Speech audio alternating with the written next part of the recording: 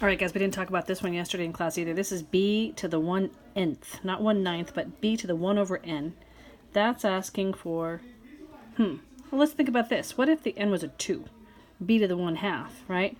B to the 1/2 is asking for the square root of b. That's where that index is a 2. So let's think about b to the 1 over n. B to the 1 over n. That's just asking for the nth root of b. The nth root of b. All right, let's go ahead and copy that one down. Fantastic. Moving right along.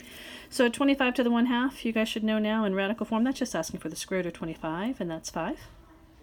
25 to the 1/2. So we're just simplifying some expressions. These happen to be with rational exponents.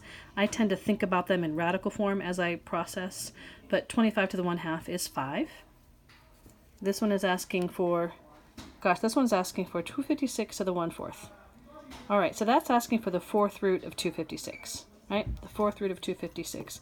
Well, that happens to be 4, right? The answer right there is 4.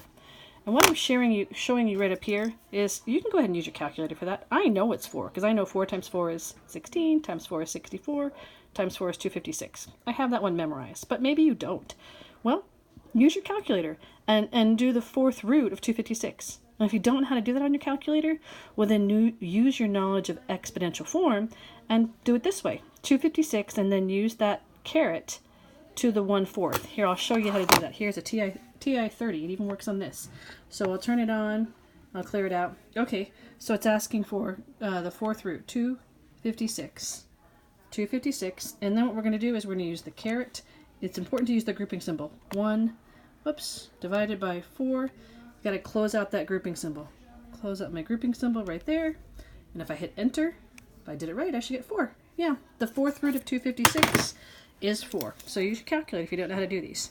And then last one for this, the third root, or the cube root of 64. The cube root of 64. Well, that also happens to be 4. 4 times 4 is 16 times 4 is 64.